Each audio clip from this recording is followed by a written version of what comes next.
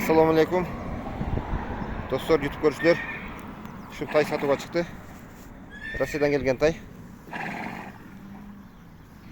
Rusya'dan gelgenine 2 ayda olup kaldı. Ne kadar dedin? Tay öte kuş tay. Tayna çağır beğenin balazılı. Enezi çağır ile.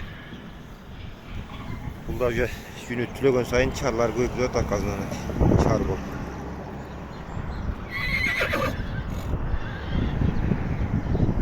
Kollar taza.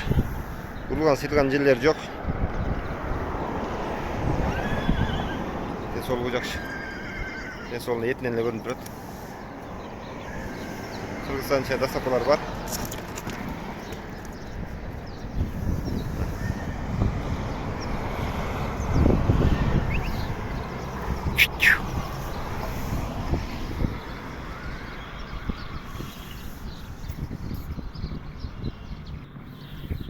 Kırgızistan içinde de sapalar var. Adres Bişkek, Kalanski rayon, Selo Lenski. Ataydın toluk görünüşü.